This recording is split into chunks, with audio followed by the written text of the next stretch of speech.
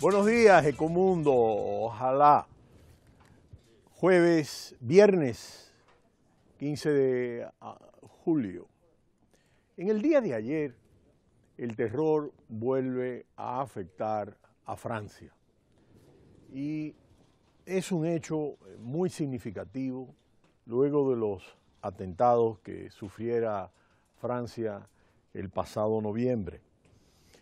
Hasta el momento, el saldo es de 84 muertos, según el balance provisional del gobierno francés, en el que murieron atropellados por un camión que fue avanzando contra una multitud durante los festejos del 14 de julio, que es la fiesta nacional francesa en el Paseo de los Ingleses en Niza.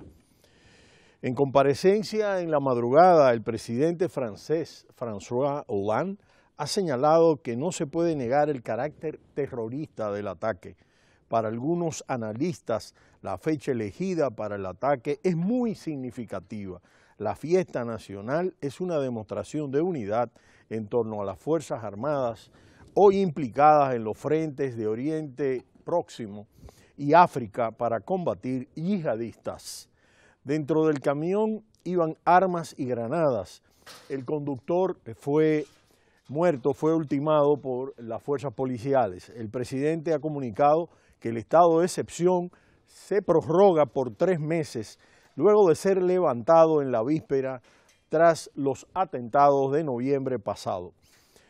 En consecuencia, cuando vemos este atentado, vemos de nuevo cómo los yihadistas se han centrado en Francia como uno de los blancos principales y sobre todo a partir de que el Estado Islámico ha visto reducir su espacio territorial frente al avance de las fuerzas de coalición. Y el canciller norteamericano John Kerry, el secretario de Estado, estuvo reunido con Vladimir Putin ayer, el premier ruso, para redoblar los esfuerzos del ataque al Estado Islámico. Por otro lado, Wall Street continúa al alza y el Dow Jones de Industriales se incrementó 0,73%, el Standard & Poor's 500 se incrementó 0,53 compuesto y el índice de Nasdaq se incrementó 0,57%. Las bolsas estadounidenses han protagonizado un rally de 5 subidas consecutivas a la espera de relevantes datos que se conocerán en el día de hoy y las ganancias que se han presentado en los resultados de JP Morgan. JP Morgan, el banco de los Estados Unidos más grande, con un resultado mayor de lo esperado en el segundo trimestre del año como consecuencia de una reducción de gastos. El banco ha registrado ganancias por 6.200 millones de dólares, prácticamente similar a los 6.290 que ganó en el mismo segundo trimestre del año pasado. Es importante tomar en cuenta que los analistas y operadores insisten en que, teniendo en cuenta que la rentabilidad de los bonos públicos a nivel global está en mínimos históricos, estos mínimos históricos que vamos a ver más adelante, Wall Street está atrayendo capitales que están saliendo de los mercados de deuda. Por otro lado, el petróleo de Texas se incrementó 2,08% hasta $45.68, en un rebote técnico desde el descenso del miércoles y animado por las ganancias bursátiles que registró ayer jueves y la falta de noticias en el mercado que impactaran en las operaciones.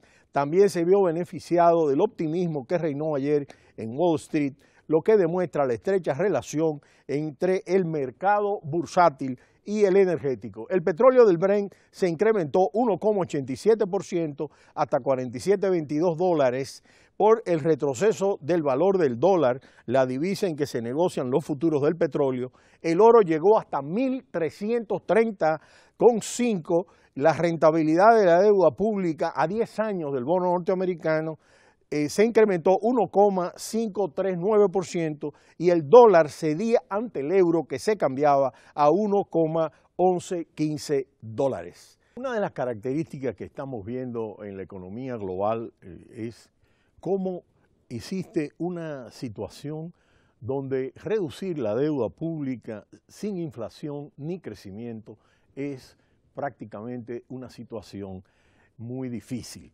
Y la eurozona, Estados Unidos, Japón y el Reino Unido tienen un problema importante a niveles de deuda pública, no solo por el tamaño de la misma, sino también por las grandes dificultades a las que van a tener que enfrentarse para reducir el valor real de la deuda. El crecimiento económico tampoco goza de la fortaleza para llevar a la deuda sobre el Producto Interno Bruto a niveles sostenibles. La deuda pública de la eurozona supera el 90%, con algunos países como Grecia, Italia, Portugal o Bélgica, cuyo endeudamiento deja atrás el 100%. Para enero del 2015, Grecia tenía un 171% de deuda sobre PIB, Italia el 136%, Portugal el 128%, Irlanda el 111,7%, Bélgica 101,7%, España 101,1%, Francia 97,7%, el Reino Unido 93,1% y Canadá 86,8%. Japón es el país más endeudado del mundo y tiene 245,5% sobre el Producto Interno Bruto y Estados Unidos 105,1% sobre el Producto Interno Bruto. Es importante destacar que los países más endeudados son los países más afectados por la crisis que se inició en el año 2008-2009, ¿no? Todas estas economías están con altos niveles de endeudamiento.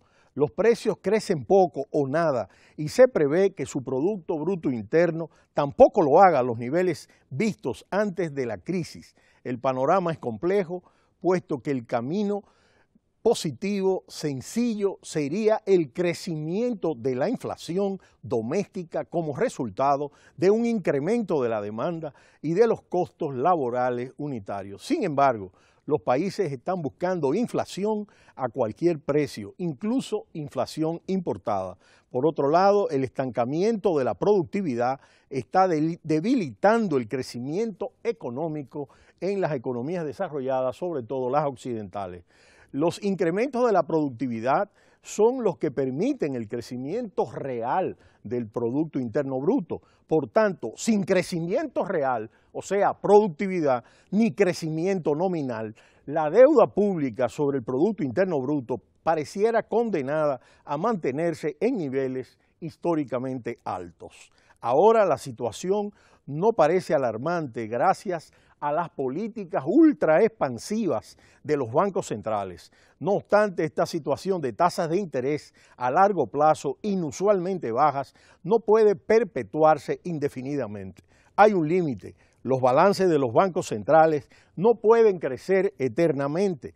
Hay un límite de los balances de los bancos centrales que, por supuesto, no pueden crecer eternamente. Está al sentido las opciones para reducir la deuda pública, de no operarse un cambio del curso económico que no parece avisorarse en el corto y mediano plazo, podrían ser implementar una férrea austeridad fiscal o impagos parciales. Por un lado, la austeridad puede tener efectos adversos sobre el crecimiento económico, mientras que por otro lado la dificultad para financiarse en los mercados tras un impago de deuda termina obligando a los países a cuadrar sus cuentas, de forma que ambas salidas desembocan en una situación precaria. Por otro lado, vemos la deuda soberana mundial en negativo, que ha superado ya los 11,7 billones de dólares. Desde que los principales bancos centrales de medio mundo comenzaron sus programas de compras de activos para impulsar la economía, las rentabilidades de la deuda soberana no han dejado de descender. El último impulso para el rendimiento de los bonos ha venido de la mano del Brexit, que ha hecho que los inversores se hayan refugiado en el papel más seguro. Esto ha hecho que la cantidad de deuda soberana mundial que se sitúa en territorio negativo ascienda hasta los 11,7 billones de dólares. lo que supone una subida de 1,3 billones de dólares desde el cierre de mayo, según los datos recopilados por Fitch. Los miedos relacionados con la salida del Reino Unido de la Unión Europea llevaron las rentabilidades de los bonos de más larga duración hasta negativos, con giros particularmente grandes en Alemania, Francia y Japón. De este modo, la deuda alemana a 15 años ha entrado en terreno negativo por primera vez en su historia, un nivel que también ha alcanzado el papel de Japón al mismo plazo.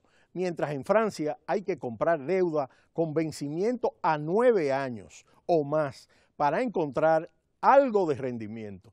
Es importante que el total de bonos en negativo a 7 años o más asciende hasta los 2,6 billones de dólares, lo que supone un incremento del 85% con respecto a los datos de finales de abril, de acuerdo a Fitch. Para esta agencia calificadora, la creciente cantidad de deuda a largo plazo con rendimientos negativos subraya los desafíos a los que se enfrentan tanto los grandes inversores en renta fija como las firmas aseguradoras.